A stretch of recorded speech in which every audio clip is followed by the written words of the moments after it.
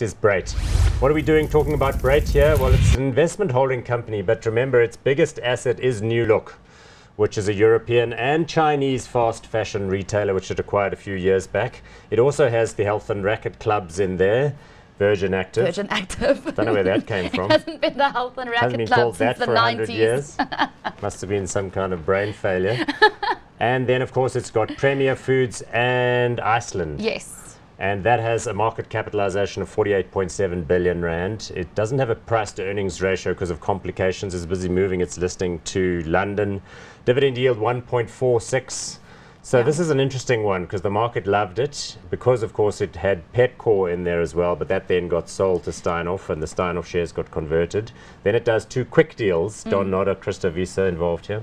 Yeah, I mean, this is a company that has really changed a lot over the last 2 years.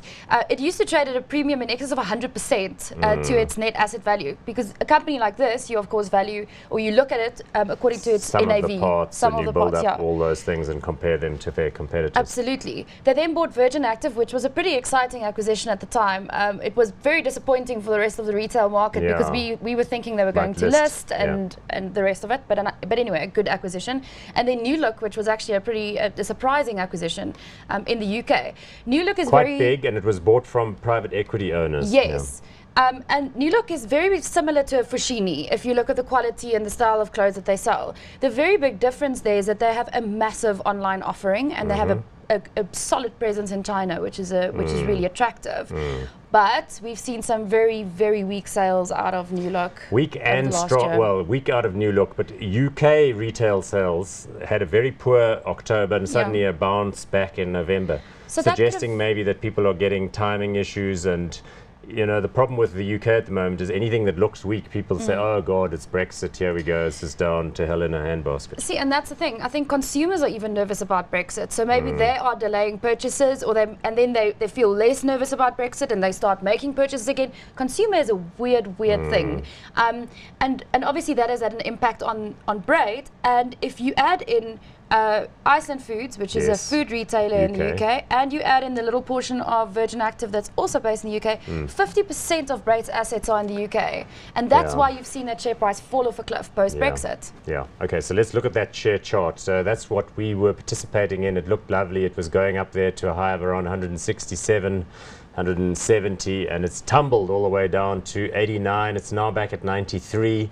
But look, Christa Visa is involved here. John Nodder is a very highly regarded CEO. He's moving to London to kind of make this thing work.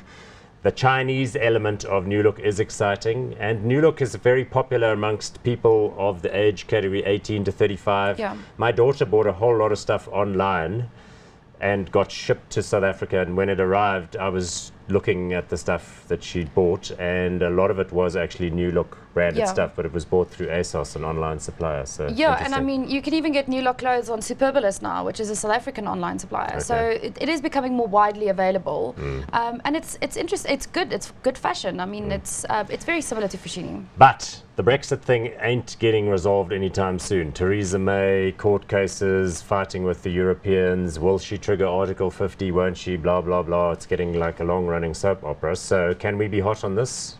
Well, I mean, if you look at the valuation, it seems to be pricing in a lot of that uncertainty.